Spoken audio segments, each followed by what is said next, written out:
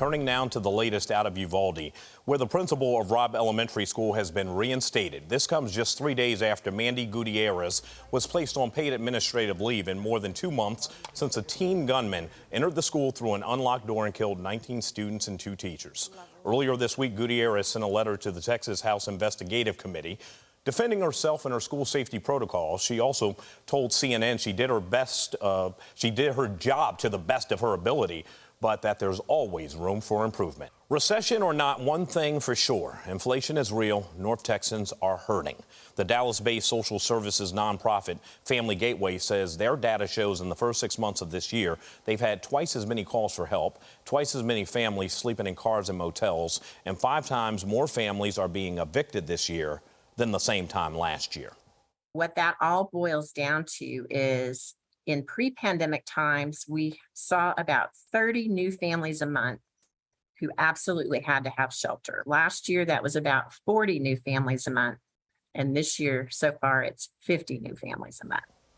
Their shelters are now full, and they've had to pay $50,000 this month for additional hotel rooms. They're asking the community for monetary donations, sheets, pillows, blankets, towels, toiletries. Long term, they want to see more affordable housing and a clear pathway to higher paying jobs. You may soon notice a jump in your phone bill. It's because of something called the Texas Universal Service Charge.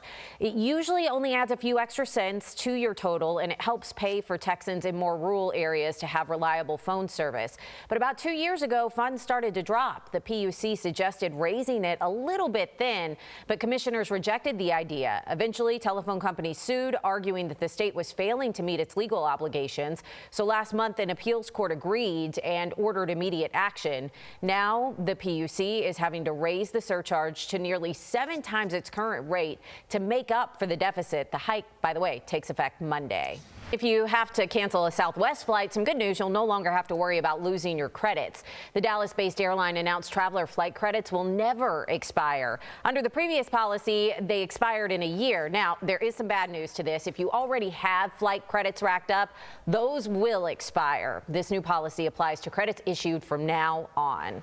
Yet another rough day for North Texas fire crews yesterday. They just can't catch a break. They had to act fast to keep these 2 grass fires from reaching any nearby homes. One sparked up along the banks of Lake Worth, another outside a home in Crandall. That's just to the southeast of Dallas. Now, thankfully, crews got both under control before there were any injuries or damage. But even hours later, Fort Worth fire crews were still on the scene, mopping up more than they usually would ever have to do. They told us that that's intentional because with so many fires happening, they really can't afford to have one rekindle.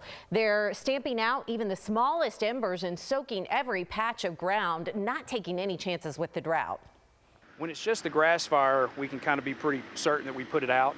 But once you start getting into some of the trees and stumps and roots that are burning that catch fire and go back up underground, and it may be days before the smoke actually is visible again that fire was not put out. Fort Worth says it has seen a nearly 800% increase in grass fires compared to this time last year. They are now increasing staffing so brush trucks can go out with engines on every call.